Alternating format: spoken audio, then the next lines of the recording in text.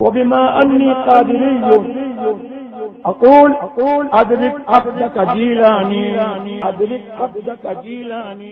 بسم الله الرحمن الرحيم. نحمدك يا الله ونصلي ونسلم عليك يا رسول الله. أما بعد، أعوذ بالله من الشيطان الرجيم. بسم الله الرحمن الرحيم. لقد كان لكم في رسول الله أسوة حسنة. آمنت بالله صدق الله العظيم وصدق رسوله النبي الأمين الكريم ونحن على ذلك لمن الشاهدين والشاكرين والحمد لله رب العالمین. تعجب کی بات نہیں ہے، ہر روز شخصیتیں آتی ہیں اور چلی جاتی ہیں، لیکن آپ کے دل میں اپنے نبی سے جو ایک عظیم رشتہ جڑا ہوا ہے، وہی رشتہ آپ کو مجبور کر رہا ہے کہ جو نبی کی عظمت کا پاسبان آئے، نبی کی عظمت کو ہمارے دلوں میں بٹھانے والی شخصیت آئے، تو یہ در حقیقت ہم ان کی تعظیم نہیں کر رہے ہیں بلکہ مصطفیٰ جان رحمت کی تعظیم کر رہے ہیں.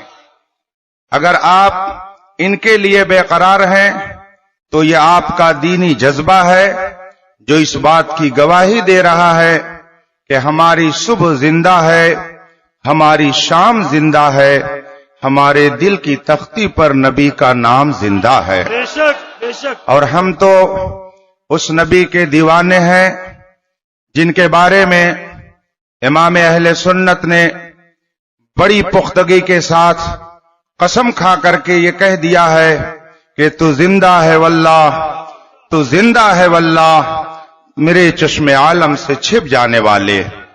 آج اسی نبی پاک کی عظمت کا گن گانے کے لیے علماء کرام کا یہ جمع غفیر یہاں پر اکٹھا ہوا ہے. میں تھوڑی دیر کے لیے آپ کی خدمت میں حاضر ہوں اور نہایت سنجیدگی کے ساتھ آپ میری گفتگو کو سننے کی کوشش کیجئے گا. میں آپ کے سامنے کوئی ایسا گھن گرج خطاب اس وقت کرنے کے لیے حاضر نہیں ہوا، بلکہ صرف اور صرف نہایت سنجیدگی کے ساتھ آپ کو کچھ ضروری باتیں اپنے ٹوٹے پھوٹے انداز میں پیش کرنے کے لیے حاضری کی سعادت حاصل کیے ہوئے ہوں. مگر آئیے سب سے پہلے مصطفیٰ جان رحمت سرور کائنات صلی اللہ علیہ وسلم کی بارگاہ ناز میں درود و سلام کا نذران عقیدت اس عقیدے سے پڑھیں کہ اگرچہ آپ بمبئی کی سرزمین پر ہیں، مگر جس نبی کی ذات پر آپ سلام بھیجنے کے لیے تیاری کر رہے ہیں، اس کی شان یہ ہے کہ دور و نزدیک سے کہ سننے والے وہ کان لالے کرامت پہ لاکھوں سلام.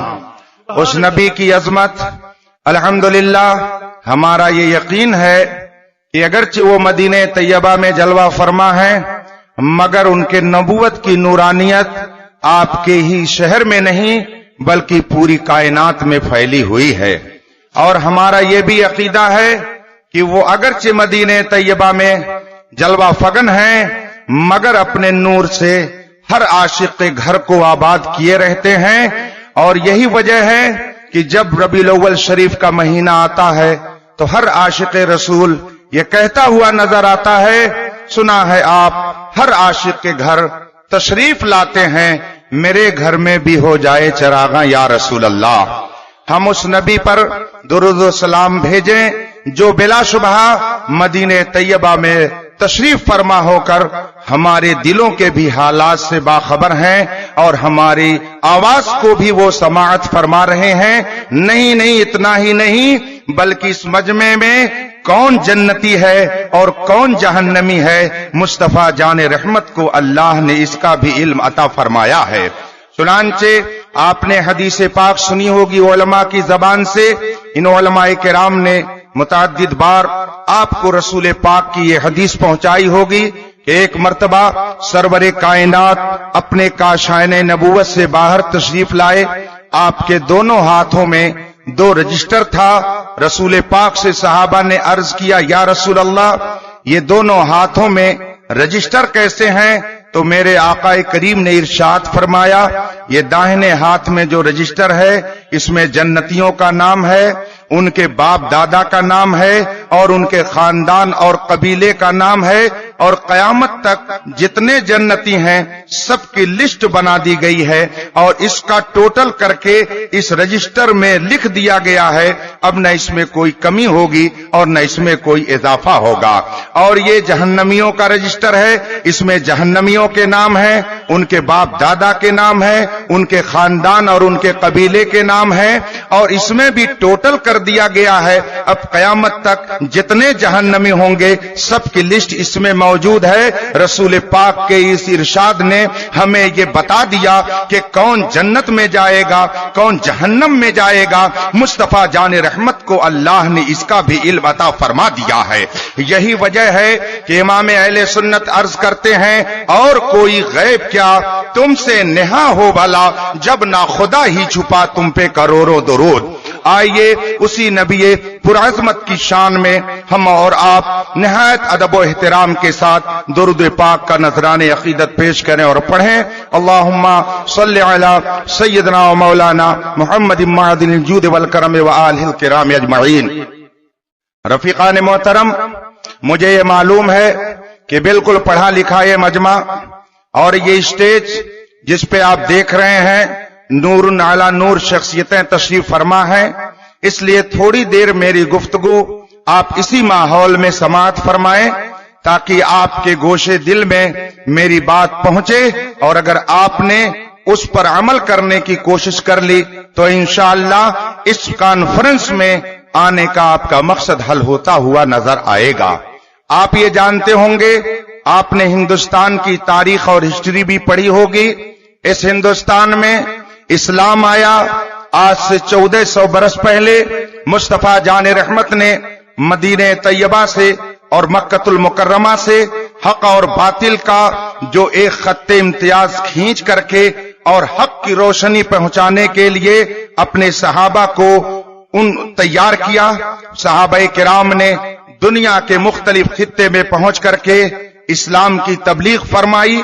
हिंदुस्तान की तारीख ने, आप अगर दोहराई होगी हिंदुस्तान की तारीख को, आपने देखा होगा तो आप ये जानते होंगे कि हिंदुस्तान के अंदर इस्लाम सबसे पहले आपके इसी महाराष्ट्र से बहुत ही करीब एक सूबा है जिसका नाम केरला है। तारीख ये बताती है कि सबसे पहले इस्लाम की रौनक ने वहां आकर के लोगों के दिलों को पुरनूर किया है। हिंदुस्तान में इस्लाम आया, केरला पहुंचा और उसके बाद में जमाना गुजरा, मोहम्मद बिन कासिम आए, इस्लाम आया, और जमाना गुजरा, हजरत ख्वाजा गरीब नवाज आए, इस्लाम पहुंचा, हजरत मखदूम मुहायमी आए, इस्लाम पहुंचा, बड़ी बड़ी शख्सियतें आईं, इस्लाम पहुंचा, साबिर पिया कलियरी हिंदुस्तान में पहुंचे, इस्लाम पहुंचा, हजरत निजामुद्दीन औलिया ने इस्लाम फैलाया। मैं उस तारीख को इस वक्त दोहराना नहीं चाहता, बताना ये चाहता हूं कि आज मुख्तलिफ तबकात के लोग ये कहते हैं हक हमारे साथ है, हम हक के पैरोकार हैं, लेकिन मैं ये बताना चाहता हूं कि जिस वक्त इस्लाम हिंदुस्तान के अंदर आया उस वक्त किस शक्ल में था और आज कौन लोग हैं जो उसी रास्ते पर चल करके और उसी शक्ल को बरकरार रखे हुए हैं। तो मैं ये रोशनी आपको देना चाहता हूं, जिस वक्त हिंदुस्तान के अंदर इस्लाम आया उसकी अगर आप झलक देखना चाहते हो तो आप जाइए केरला के अंदर। आज भी उनका मज़ार मुक़द्दस सदियों से महफूज है और आज भी अल्हम्दुलिल्लाह उनके मज़ारात पर लोग जाकर के हाजिरी देते हैं। अगर मज़ारात की बेहुरमती करना इस्लाम ने सिखाया होता तो इस्लाम हमारे हिंदुस्तान में आता, लेकिन वो मुसलमान जो हिंदुस्तान में इस्लाम लेकर के आए, अगर मज़ारात को मिटाना इस्लाम ने सिखाया होता तो उनकी कोई निशानी आज आपको हिंदुस्तान के अंदर नजर नहीं आती।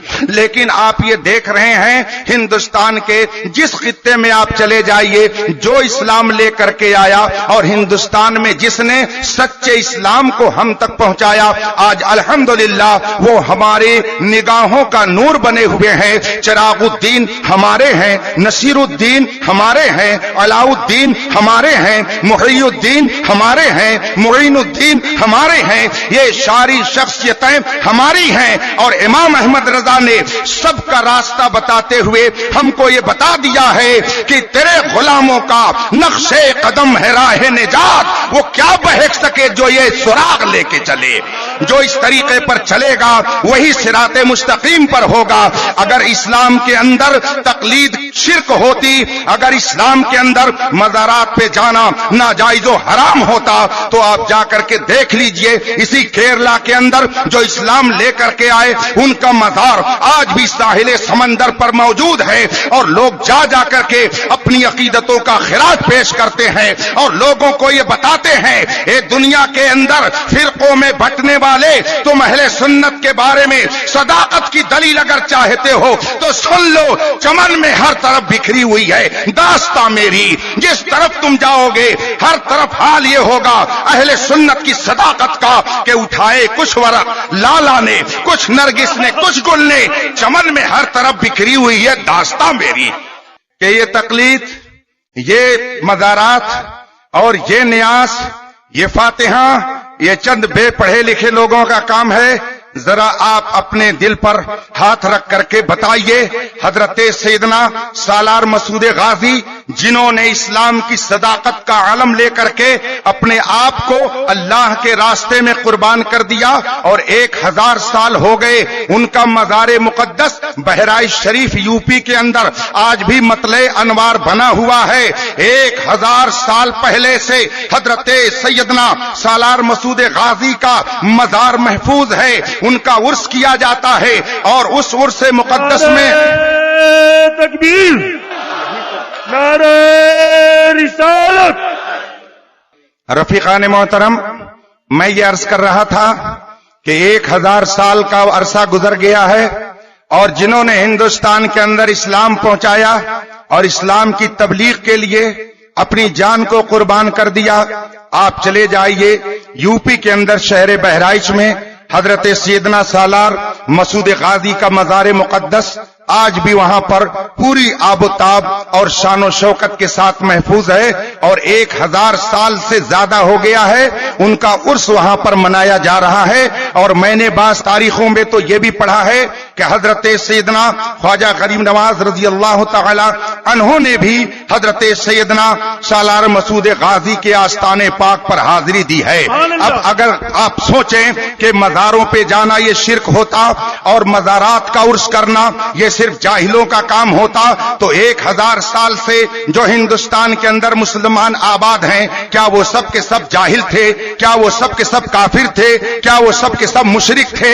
اس لیے مسلمانوں، میں آپ کو یہ پیغام دینا چاہتا ہوں کہ جو اسلام کی سچی تاریخ ہندوستان کے اندر موجود ہے، جب اس کو انگریز کے اشارے پر ختم کرنے کی کوشش کی جانے لگی اور ہندوستان کے اندر علماء کے ذریعہ جب 1400 سالہ صداقت کو مٹانے کے لیے کچھ مولویوں نے قدم آگے بڑھایا، تو ایسے وقت میں پروردگار عالم نے بریلی کی سرزمین سے امام احمد رضا کو پیدا فرمایا، اور آپ نے اپنے قلم کو چلا کر کے 1000 کتابیں آپ نے قوم کے سامنے پیش کر دی، اور لوگوں کے ایمان کی حفاظت کے لیے 1000 کتاب کا ذخیرہ ہمیں عطا کر دیا۔ اور آج عالم یہ ہے کہ پوری دنیا کے اندر جہاں جہاں اہل سنت و جماعت کے ماننے والے ہیں، پوری دنیا کے اندر چاہے وہ جس زبان کے جاننے اور ماننے والے ہوں، لیکن امام احمد رضا کی سچائی کا حال یہ ہے کہ ہر ممبر و محراب سے آج یہ آواز آتی ہے، ڈال دی قلب میں عظمت مصطفیٰ سیدی اعلی حضرت پہ لاکھوں سلام۔ نعرہ تکبیر، نعرہ رسالت۔ حضرت علامہ مفتی اختر حسین علی بھی دل کے رضا کون بڑھیں؟ کلک کے معنی قلم کے ہوتے ہیں، किल्के रजा का मतलब हुआ इमाम अहमद रजा का कलम। बेशक आप इमाम अहमद रजा के कलम को उठा करके देख लीजिए कि चौचा शरीफ के हुजूर मुहद्दिस आज़म हिंद फरमाते हैं कि मैंने दो शख्सियतों को देखा कि परवरदिगार आलम ने जिनके कलम को गलती से महफूज फरमा दिया। एक मेरी नजर में हजरत सैयदना शेख अब्दुल हक मुहद्दिस देहलवी हैं और दूसरे मेरे इमाम अहमद रजा हैं। और आपके कलम की हिफाजत के लिए उन्होंने सिर्फ ज़बानी नहीं कहा बल्कि आपने मजमे आम में इस सच्चाई का इजहार करके हमें यह बता दिया कि इमाम अहमद रजा का कलम न कल गलत था, न आज गलत है, न सुबह क़यामत तक गलत होगा। इसलिए रफीकान मोहतरम, आपको इस सच्चाई को समझना चाहिए कि जब इमाम अहमद रजा ने अपना कलम चलाया तो पूरे हिंदुस्तान के अंदर जिन लोगों ने यहूद और नसारा के तरीके पर चल करके इस्लाम की सच्चाई को मिटाने की कोशिश की थी, इमाम अहमद रजा के कलम ने उनको बेनकाब कर दिया, उनकी हकीकत को कौम के सामने पेश कर दिया। आपका कलम इतना मोहतात, आप इतने जय्यद आलिम रब्बानी कि जब आपने अपने कलम को चलाया तो किसी ने जाकर के अगर चौचा की खानकाह से पूछा कि इमाम अहमद रजा ने फुला के बारे में यह कलम चलाया है, आपका क्या कहना है, तो वहां से भी आवाज आई कि जो अहमद रजा का मसलक है वही हमारा मसलक है। हैदराबाद के उलमा ने कहा अब हमें तहकीक की ज्यादा जरूरत नहीं है, इमाम अहमद रजा का कलम इतना मोहतात है कि वो बड़ी एहतियात से चलता है। वो जिस पर चल गया, जो उसने मसलक अपना लिया, वही हमारा भी मसलक होगा। हिंदो सिंध तो छोड़ो, अरबो अजम के उलमा ने यह कह दिया कि जो अहमद रजा कह रहा है वही हमारा इरशाद है। हजरात मोहतरम, इसलिए आप इस सच्चाई को मानिए कि इमाम अहमद रजा ऐसी सदाकत का नाम है कि आज अरबो अजम में उनकी सच्चाई का डंका बज रहा है। आप जाकर के बरेली शरीफ की सरजमीन पर देखो, अगर इमाम अहमद रजा सच्चाई का मीनार न होते तो उनके दुश्मनों ने उनके खिलाफ जितनी साजिशें रची थी, कब का कब इमाम अहमद रजा दफन हो जाते और उनका कोई नाम लेवा नजर नहीं आता। मगर आज आलम यह है कि जिस सिमत आ गए हैं सिक्के बिठा दिए हैं। आज अल्हम्दुलिल्लाह उनके जानशीन हुजूर ताजुश शरिया तशरीफ लाने वाले हैं। ये कोई सिर्फ रिवायती एक पीर ही नहीं है, ये अल्हम्दुलिल्लाह इल्म की चलती फिरती एक एकेडमी का नाम है। अभी चंद हफ्ता पहले की बात है, मेरे सामने अमेरिका का एक मसला आया। मसला ये आया, एक आदमी ने शादी किया और उसके बाद एक बच्ची की वलादत हुई। अल्लाह की शान, वो कोमा में चला गया और 6 साल से वो कोमा में है, पेट पे पड़ा हुआ है, उसका इलाज चल रहा है। बीवी उसकी ड्राइविंग करके अपनी जिंदगी गुजार रही है, गोद में एक बच्ची है। अब वो परवरिश कैसे करे? क्या इस्लाम में ऐसी कोई सूरत है कि उस औरत का निकाह किसी अच्छे भले आदमी से कर दिया जाए? इसलिए कि इस्लाम का मसला यह है, कुरान का इरशाद है बेयदिही उक़दतुन निकाह, निकाह की गिरह और उसकी गांठ और उसकी गिरफ्त शौहर के हाथ में है। शौहर जब तक तलाक नहीं देगा बीवी दूसरे से निकाह नहीं कर सकती है। यह आज का मॉडर्न तरीका है कि एक बीवी न जाने कितने शौहर रखती नजर आती है और इसको आज तहजीब का नाम दिया जाता है। मगर तहजीब जिसको कहते हैं, खुदा की कसम, वो अगर आपको कहीं नजर आएगी तो सिर्फ दामन इस्लाम में नजर आएगी। हम ये जानते हैं, आज लोग कहते हैं ये तरक्की का दौर है, ये जाहिलियत नहीं, ये रोशनी का दौर है। लेकिन मैं आपको ये भी बता दूं कि इस्लाम से पहले जो जमाना था, उस जमाने को तारीख में दौरे जाहिलियत के नाम से जाना जाता है। यानी जाहिलों का जमाना जिसमें जिहालत भरी पड़ी थी। میں نے جب غور کیا کہ آخر اسلام کے پہلے جو زمانہ تھا اس کو زمانے جاہلیت کیوں کہا جاتا ہے، اس کو سیاہ دور کیوں کہا جاتا ہے، اس کو عربی میں قرن اسود کیوں کہا جاتا ہے، تو میں نے اس نتیجے پہ اپنے آپ کو پہنچایا کہ اس زمانے میں چونکہ ماں کے ساتھ بیٹا بھی زنا کرتا تھا اور فخر محسوس کرتا تھا، بیٹیوں کو بھی اپنی بیوی بنا لیا جاتا تھا، باپ کی بیوی کو بھی اپنی رکھیل بنا لیا جاتا تھا، زناکاری عام تھی، شراب نوشی عام تھی، بے حیائی عام تھی، یہ ساری چیزیں اس زمانے میں جہالت کا پتہ دے رہی تھیں، اس لیے اس زمانے کو دور جاہلیت کہا جاتا ہے۔ تو اے مسلمانوں، ذرا اپنے سینے پر ہاتھ رکھ کر کے آپ بتاؤ کہ اگر وہ زمانہ بیٹیوں سے زنا کی بنیاد پر زمانے جاہلیت کہلاتا تھا تو کیا آج آپ یہ خبریں پڑھتے اور سنتے نہیں ہیں کہ یورپ و امریکہ کے اندر لوگوں کے گھروں میں بھائی اپنے بہن سے بدکاری کرتا ہے، باپ اپنی بیٹی سے بے حیائی کرتا ہے، اور غیر مسلم تو غیر مسلم ہیں، بے حیا مسلمان بھی اس برائی میں ملوث نظر آتے ہیں، اور آپ اس ہندوستان کی تاریخ پر مجھ سے زیادہ گہری نظر رکھتے ہیں۔ آپ خود یہ جانتے ہوں گے کہ جو بے حیائیاں، جو برائیاں اسلام سے پہلے دنیا کے اندر موجود تھی، اگر اس بنیاد پر وہ زمانے جاہلیت ہے تو مجھے کہنے دیجئے، ہاں یہ زمانہ جس میں بے حیائیاں عام کی جا رہی ہیں، یہ زمانہ بھی ہمارے لیے جاہلیت کے زمانے سے ہرگز کم نہیں ہے۔ ہم تو یہ کہتے ہیں وہ اندھیرے ہی بھلے تھے کہ قدم راہ پہ تھے، روشنی لائی ہے منزل سے بہت دور ہمیں۔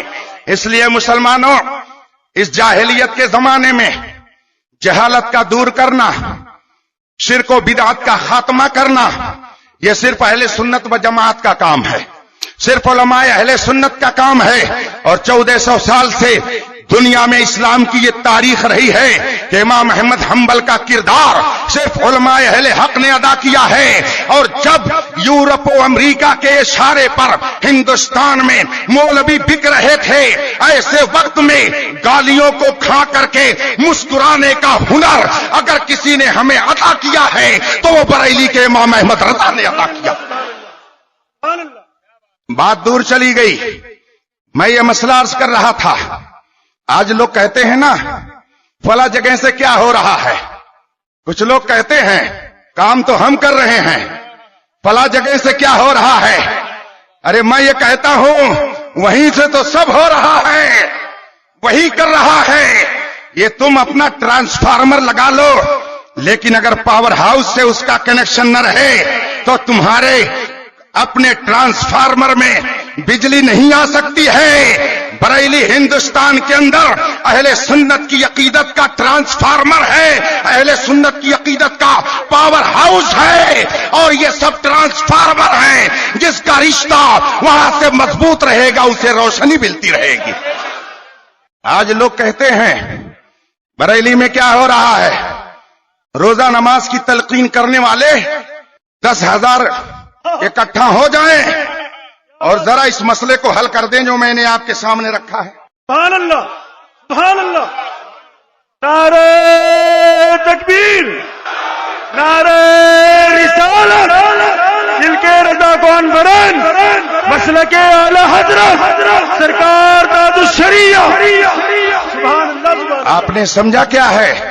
بریلی کل بھی علم کی اکیڈمی تھی بے شک، اور آج بھی علم کا کارخانہ ہے، اور انشاءاللہ صبح قیامت تک رہے گا، اس لیے کہ جس نبی کے صدقے میں انہیں وہ کارخانہ دیا گیا اس کی اتھارٹی موجود ہے۔ الحمدللہ یہ غیاث ملت جلوہ فرما ہے، ان کی خانقاہ کی روشنی ہندوستان کے مختلف خطے ہی میں نہیں بلکہ عرب و عجم میں پہنچ رہی ہے، لیکن نظر انتخاب اگر پڑی ہے تو بریلی کے اعلیٰ حضرت پر پڑی ہے۔ لوگ کہتے ہیں وہاں سے کیا ہوتا ہے، ذرا اس مسئلے کو حل کر کے بتائیں۔ ایڈوکیٹ ہوں چاہے ڈاکٹر، پروفیسر ہوں چاہے ماسٹر، یہ اپنی روزی روٹی کا مسئلہ تو ضرور حل کر سکتے ہیں، مگر جب سماج کا مسئلہ آئے گا، ان کی عزت و آبرو کی حفاظت کا مسئلہ آئے گا، ان کے ایمان کی حفاظت کا مسئلہ آئے گا تو آپ نہیں حل کرو گے، تاج الشریعہ جیسی شخصیت حل کرے گی۔ سبحان اللہ۔ ابھی بتاؤں گا میں وہ مسئلہ آپ وقت بہت تیزی سے ختم ہو رہا ہے. کل میرے پاس کرناٹک کے ایک مولانا صاحب کا فون آیا.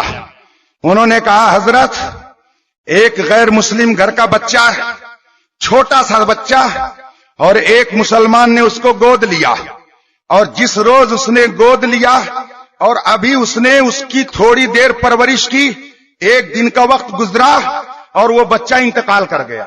اب اس کو غیر مسلم کے ساتھ دے کر کے ان کا سلوک اس کے ساتھ کیا جائے کہ جس نے مسلمان ہو کر کے گود لیا اس مسلمان کے ساتھ اس کو رکھ کر کے مسلمانوں جیسا اس کے ساتھ سلوک کیا جائے. جو لوگ کہتے ہیں بریلی کیا کرتا ہے، ان سے جا کے پوچھو ذرا ان مسائل کا وہ حل پیش کریں. ابھی دن میں تارے نظر آئیں گے، دن میں سمجھ جائیں گے علم کس کو کہتے ہیں، علم کس چیز کا نام ہے. آؤ اسے بریلی کی درسگاہ سے تمہیں عطا کر دیا جائے گا.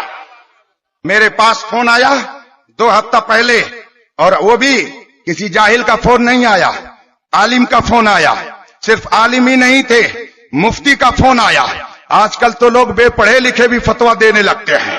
ایک صاحب کا فتویٰ میں نے سنا، مجھے ٹیلی فون سے ایک صاحب نے سنایا، کہا حضرت ایک فتویٰ ذرا سن لیجئے. ہم نے کہا وہ کیا؟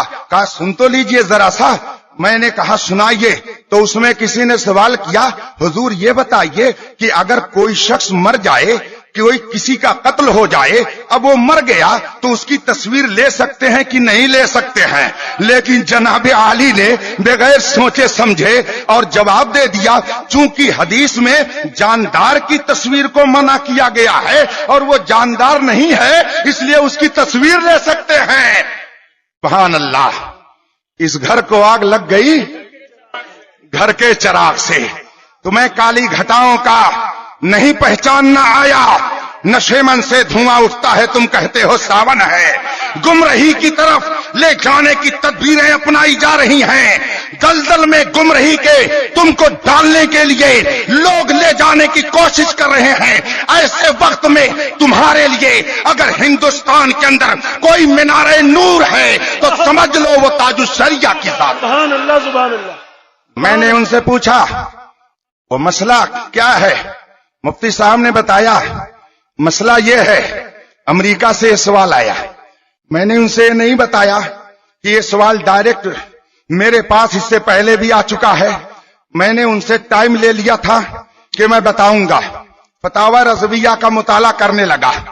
جو لوگ آج کہتے ہیں اعلی حضرت کی مخالفت کرنے سے کیا ہوتا ہے، 1 انچ ان کی گاڑی بغیر فتاوی رضویہ کے نہیں چل سکتی ہے. بغیر فتاوی رضویہ کے میں یہ کہتا ہوں کہ کوئی اس زمانے میں مفتی بن ہی نہیں سکتا ہے. مفتی وہی صحیح میں ہوگا جو فتاوی رضویہ کا مطالعہ کما حق کرتا نظر آئے گا. میں نے اس کو الٹنا شروع کیا، اور جب بھی میں الٹتا ہوں فتاوی رضویہ کو، یقین جانیے ایسا لگتا ہے کہ بریلی سے سیدھے امام احمد رضا میری رہنمائی کرتے نظر آ رہے ہیں. مجھے یاد آ جاتا ہے وہ واقعہ جب اعلی حضرت کا انتقال ہوا تو آپ کے انتقال کے 40ویں میں حضرت صدر الشریعہ بدر الطریقہ مصنف بہار شریعت نے اپنا ایک واقعہ بیان کیا تھا. وہ فرماتے ہیں کہ جب اعلی حضرت کا انتقال ہو گیا تو میں بہت رویا کرتا تھا. رات میں رویا کرتا تھا کہ یا اللہ اب مشکل مسائل کون حل کرے گا، ہمارے مشکلات کا حل کون پیش کرے گا. یہ سوچ سوچ کر کے میں رویا کرتا تھا. ایک دن میری قسمت کا ستارہ چمکا اور میں روتے روتے اعلی حضرت کی یاد میں سو گیا. خواب میں اعلی حضرت تشریف لے آئے اور صدر الشریعہ سے فرمایا، اے مولوی امجد علی تمہیں گھبرانے کی ضرورت نہیں ہے، ہم جیسے پہلے تمہاری مدد کیا کرتے تھے اب بھی تمہاری مدد کیا کریں گے.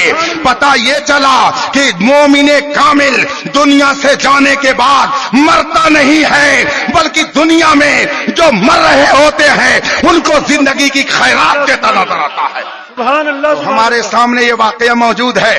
میں نے فتاوی رضویہ کو الٹنا شروع کیا، 1 ورق الٹا، 2 ورق الٹا، یہ جلد الٹا، وہ جلد الٹا، اور اتفاق سے بالکل اسی طریقے کا ایک مسئلہ فتاوی رضویہ میں مجھ کو ملا اور مجھے کچھ روشنی نظر آئی کہ شاید اس سے یہ مسئلہ حل ہو جائے. مسئلہ اعلی حضرت نے اس میں یہ لکھا تھا کہ اگر کوئی جنون میں ہو گیا, پاگل ہو گیا, اس کا دماغ ختم ہو گیا, پاگل پن میں دن بھی گزر رہا ہے, رات بھی گزر رہی ہے, صبح بھی گزر رہی ہے, شام بھی گزر رہی ہے, پاگل پن اس کا بڑھتا جا رہا ہے, اب اس کی بیوی کیا کرے. میں نے جب یہ مسئلہ پڑھا میری روح جھوم اٹھی. اے امام, تو نے کوئی گوشہ تنہا تشنا نہیں چھوڑا ہے, اور عقیدت والوں کے لیے تم نے رہنمائی کا ایک مینار نور قائم کر دیا ہے. میں نے جب اس مسئلے کو پڑھا میری روح جھوم اٹھی. میں سمجھ گیا کہ اس مسئلے سے ضرور یہ کوما کا مسئلہ حل ہوتا نظر آئے گا. صبح ہوئی, میں نے سوچا ابھی تو میں طفل مکتب ہوں,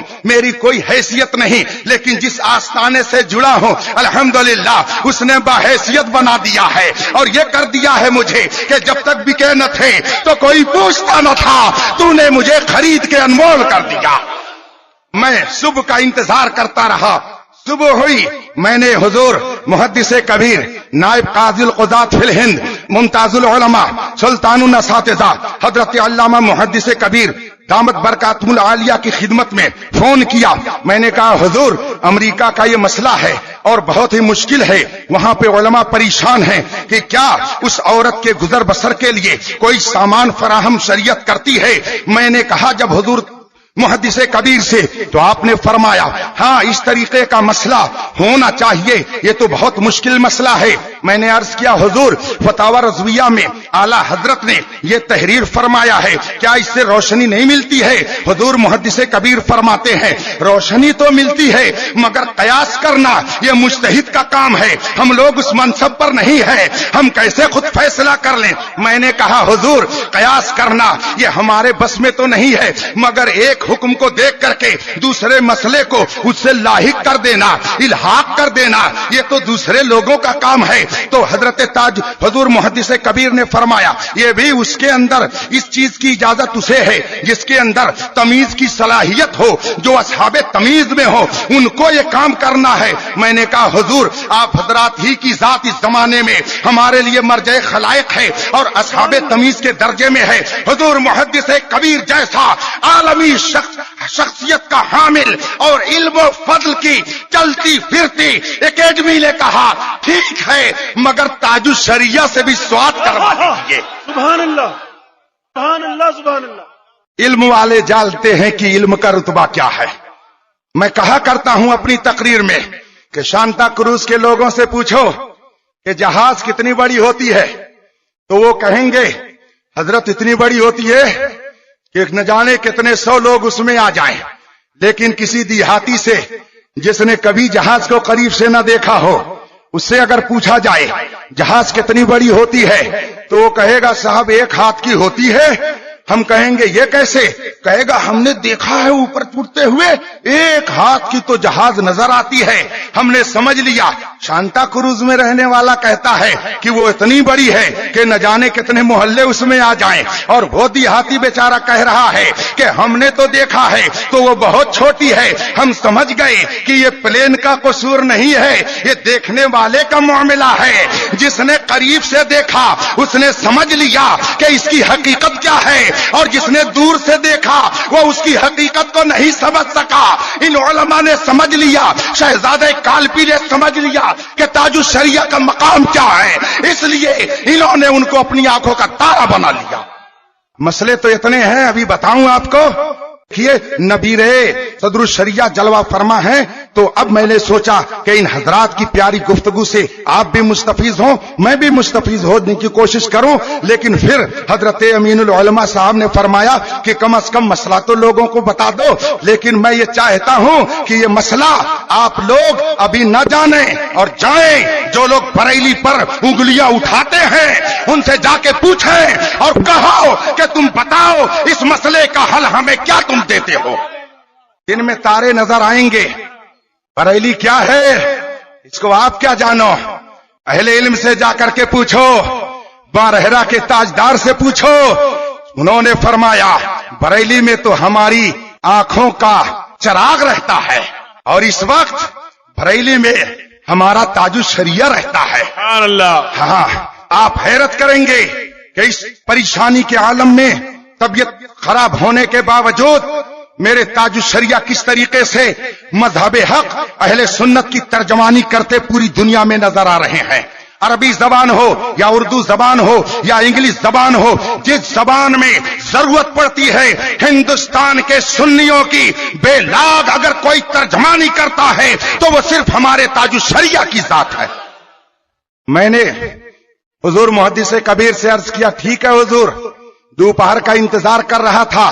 مجھے معلوم تھا کہ حضور 10:30 اور 11 بجے اپنے مہمان خانے میں تشریف لاتے ہیں، لیکن الحمدللہ میں ان خوش نصیب غلاموں میں ہوں کہ حضور تاج الشریعہ نے نہ جانے کتنی مرتبہ از راہ بندہ نوازی اس فقیر کو خود ہی یاد فرما لیا. یہ بڑوں کی باتیں ہیں، جسے چاہا اپنا بنا لیا اور جسے چاہا در پہ بلا لیا. یہ بڑے کرم کے ہیں فیصلے، یہ بڑے نصیب کی بات ہے. میں ابھی انتظار میں تھا، اتفاق سے یوسف سلم ہوں جو حضرت سے ملاقات لوگوں کی کراتے ہیں، ان کا فون آیا، گھنٹی بجی، میں سمجھ گیا کہ حضور تاج الشریعہ نے یاد فرمایا ہے. فوراً میں نے ادھر سے فون لگایا، جو گفتگو ہونی تھی وہ ہوئی. اس کے بعد میں نے کہا حضور یہ مسئلہ امریکہ سے آیا ہے. تو حضور تاج الشریعہ فرماتے ہیں یہ تو بالکل نیا مسئلہ، نئی صورتحال. اللہ تعالی مسلمانوں کے مسائل کو حل کرنے کی ہمیں توفیق عطا فرمائے. یہ بات ہوئی اور اس کے بعد میں نے کہا حضور فتاوی رضویہ میں فلاں مقام پر یہ ہے، اور صبح میں نے محدث کبیر سے یہ مسئلہ یوں عرض کیا تو حضور محدث کبیر نے فرمایا تاج الشریعہ اگر فرما دیں گے تو مسئلے کا حل نکل آئے گا. چنانچہ حضور تاج الشریعہ کے سامنے بہت دیر تک جو گفتگو ہوئی اور اس کے مختلف گوشے سامنے آئے تو آپ نے اس کی روشنی میں فرمایا کہ ٹھیک ہے، امریکہ کے اس مسئلے کا حل یہی ہے کہ اگر وہاں سے فون آئے تو ان کو بتا دیجئے کہ وہاں کا جو سب سے بڑا عالم دین سنی جماعت کا ہے، اور اگر وہ نہیں تو وہاں کا اگر کوئی قاضی سنی قاضی ہے تو اس کے سامنے لڑکی وہ اپنا مسئلہ لے جائے، اور وہ قاضی شریعت اس مسئلے کو دیکھ کر کے اور مقدمات کی پوری تفتیش کرنے کے بعد اگر وہ نکاح ختم کر دے گا تو اس لڑکی کے لیے کہیں گزر بسر کا کوئی سہارا ضرور ہوتا نظر آئے گا. مسئلہ حل کرا کے ذرا دکھائیے تو. بنتے ہو وفادار، وفا کر کے دکھاؤ. کہنے کی وفا اور ہے، کرنے کی وفا اور. اس لیے مسلک اعلی حضرت کا نعرہ لگانے کے لیے اگر آپ تیار ہیں تو میری آپ سے ایک گزارش ہے کہ امام احمد رضا کی کتابوں کو عام کیجئے، ان کے پیغام کو عام کیجئے. ہمارے اہل ثروت حضرات نہ جانے کتنے لاکھ روپے دیکھ بنا کر کے کھانے پہ خرچ کر دیتے ہیں، لیکن اگر ان سے کہا جائے امام احمد رضا کے نظریات کو پھیلائیے، ان کی کتابوں کو مفت تقسیم کیجئے، تو پتہ نہیں کیوں یہ بات ان کی سمجھ میں نہیں آتی ہے اور ان کی گھٹی کے نیچے یہ بات نہیں جاتی ہے. یہ حضرت مولانا رحمت اللہ صدیقی یہاں پہ بیٹھے ہوئے ہیں، انہوں نے پیغام رضا نکال کر کے دشمنان رضا کی جیسی خیریت لی ہے. اگر کوئی دوسرا ہوتا تو یقیناً میں یہ کہتا ہوں کہ ان کو خود وہ روپیوں سے تولتا نظر آتا. لیکن آپ کی بے حسی کا عالم یہ ہے کہ ان کی کتاب ابھی تک لوگ لینے کے لیے نہیں تیار ہیں، اور نعرہ لگائیں گے کہ ہم مسلک اعلی حضرت کے وفادار ہیں. وفاداری کا تقاضا یہ ہے کہ امام احمد رضا کی تعلیم کو عام کیجئے، نمازوں کی پابندی کیجئے. امام احمد رضا نے اپنے آخری وقت تک کرسی پہ بیٹھ کر کے لوگوں کے سہارے سے خانے خدا میں حاضری دے کر کے یہ بتا دیا ہے کہ مرتے وقت تک مومن سے نماز معاف نہیں ہو سکتی ہے. اللہ تبارک و تعالی ہمیں ان باتوں پر عمل کی توفیق عطا فرمائے اور حضور تاج الشریعہ کے فیضان سے عالم اسلام کو مالا مال فرمائے. وآخر دعوانا ان الحمدللہ رب العالمین. السلام علیکم.